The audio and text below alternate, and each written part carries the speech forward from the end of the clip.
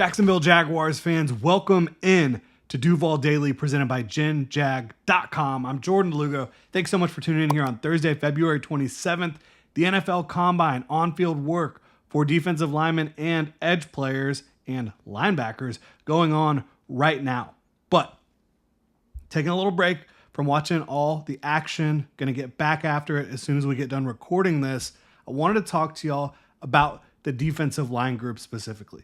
There is a lot of talk that the Jaguars could potentially go D-line at 5.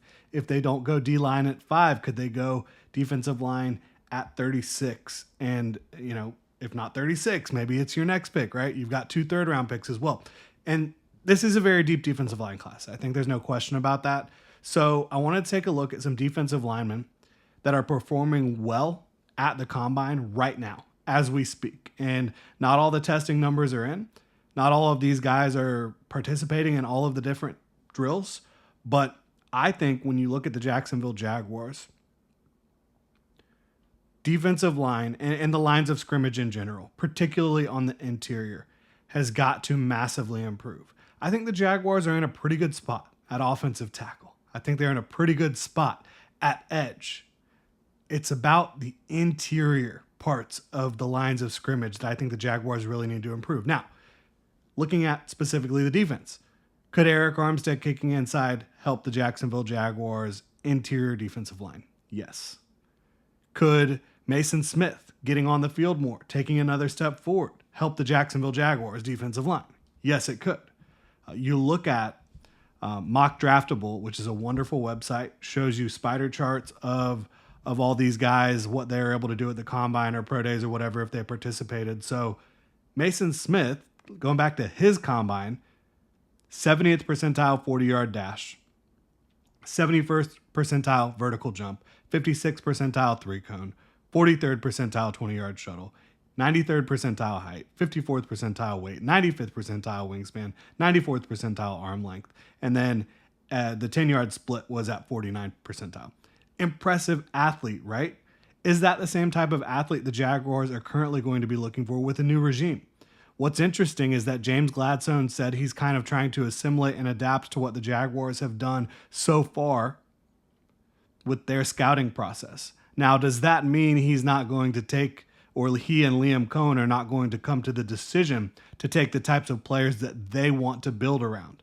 Absolutely not. They're going to take players that they envision this football team to be. Players that will help grow the ecosystem from a character standpoint, a personality standpoint, and most importantly, fit what they're trying to do on the offensive defensive side of the ball. And that gets us to the defensive line here. And you look at this defensive line group, I think there's a lot of guys that kind of fit the mold of what the Rams have done in recent years and what the Rams have done. Not looking at edge specifically, looking at interior defensive line. Kobe Turner, 3rd round pick. Braden Fisk, 2nd round pick. Both of those guys are absolute studs. And so I'm kind of looking at that model, that style of player, which is, not this big hulking physical presence, not this gap eater, not this nose tackle, but someone more so who fits the mold of, yes, we can play the run a little bit, but we can get upfield and we can penetrate. Is that what the Jaguars are going to be looking for? Not 100% sure. I think it's reasonable to assume that a team that wants to affect the quarterback, that wants to affect the backfield, might be looking for that mold of player, though. So, 4 guys I think really, really fit. 4 guys that we've seen so far in the on-field work. And one of them is Darius Alexander. Talked about him a lot on this channel. Darius Alexander out of Toledo. Yes, he's an older prospect, going to be a 25-year-old rookie.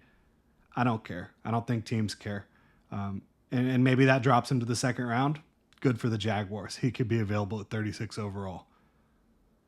And Mason Graham not working out. He has a little bit of a issue with his heel going on. He's going to test at his pro day. Walter Nolan not working out. I don't believe that we are going to see Kenneth Grant either. Let me confirm about Kenneth Grant. So that's three big prospects. I do think Mason Graham right now at 5 should be the favorite for the Jaguars. I think he fits what the Jaguars are looking for. Yeah, so Kenneth Grant has a little bit of a hamstring issue, but I think Mason Graham fits what the Jaguars could be looking for if they're looking for a similar prototype to what they did with Kobe Turner, Braden Fisk, guys that can really create disruption in the backfield. But guys that are working out, Darius Alexander, if they don't take Mason Graham at 5 overall, Darius Alexander, 6'4", 305 pounds, 34-inch arms, 10-inch hands, 4.96 40-yard dash, 1.72 10-yard split. So impressive on tape. So impressive at Mobile. He is quick. He is fluid. He is athletic. He has a variety of hand moves and the ability to manipulate you with his feet as well. He's just quicker than guards. He is quicker than almost every guard you're going to see out there. And centers. And even tackles. You've seen him rush from a 5 tech and not just win with power against offensive tackles, but win with athleticism and fluidity and pass rush technique using those hands. So Darius Alexander, to me, fits the bill of what the Rams have been looking for, what James Gladstone might be looking for. And I thought he looked wonderful on the field work and in the 40-yard dash as well. So next one up, Aeneas Peebles, very small. Very, very small at defensive tackle. There's no question about that. But Aeneas Peebles at 6'1.5", 31 3/8 inch arms, 282 pounds, 9.58. It's all small. Like nothing about his profile is above average when it comes to size. But 4.94 40-yard dash, absolutely flying. He's incredibly quick off the ball coming out of Virginia Tech. A guy that I don't even know that he's going to be a day 2 pick. He might be. Maybe in the 3rd round, the Jaguars could target him. But somebody who I think has real disruptive potential at the NFL level because he can put together physically pretty much any pass rush move you could imagine from the interior that has to do with quickness and speed. You've seen spin moves, outside spin against a guard, and then the ability to flatten and bend to get to the quarterback and compress the pocket. That's really impressive stuff. He's going to win quickly. He's going to win with his explosiveness, quickness, and hand moves, and just his physical ability to out-athlete his opponent. Is that somebody the Jaguars could be interested in? Let's say they don't get a defensive tackle in the 1st or 2nd round. Something happens, and you kind of end up being surprised. And so, you need to go get somebody a little bit later on. I think Aeneas Peebles definitely fits that bill. Now, going back to like the 2nd round range, TJ Sanders out of South Carolina, been a big fan of his game throughout this entire draft process, looking at his tape at South Carolina. Came in at 297, over 33-inch arms, big hands, no 40, but great field work. And you watch him on tape.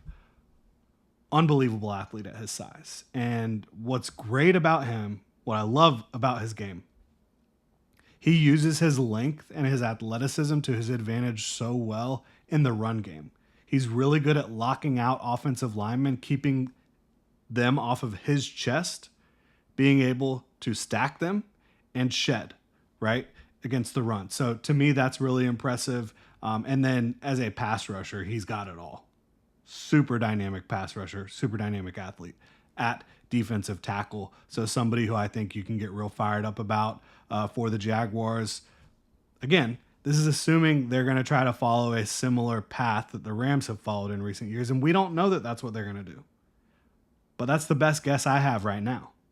My final guy who really fits this criteria to a T is 6'2", 291 pound defensive tackle Omar Norman Lott out of Tennessee. He has almost 34-inch arms, almost 11-inch hands. So he's got length, he's got hand size, but he's also got crazy athletic movements, and he was super productive at Tennessee this year as an interior rusher, penetration style guy. Another one that just really seems to fit what the Rams have looked for, and again, maybe what the Jaguars are looking for.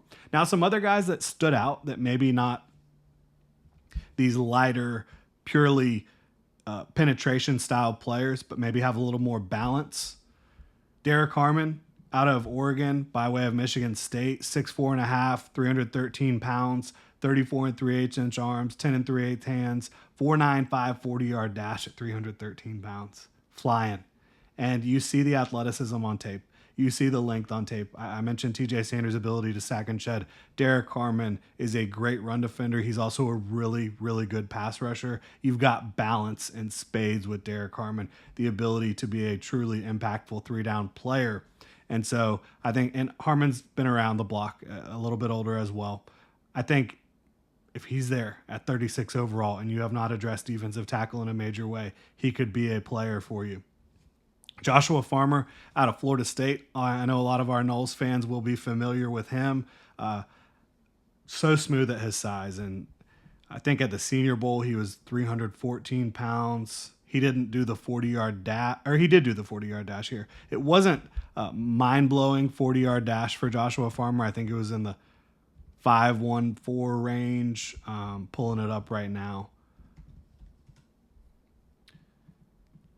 But the way he moves, the smoothness, the fluidity that he has at 6'3", he came in at 305, right? Okay, so a lot lighter than he did at the Senior Bowl. 6'3", 305, 35-inch arms, unbelievable length. 10 and a quarter. I mean, Trent Baalke would be. Let's take him at 5 overall, right?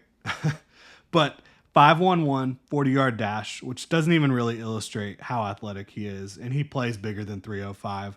But I think this is another guy, maybe not as developed with his hands, but the athleticism, the functional flexibility, and the strength that he displays consistently.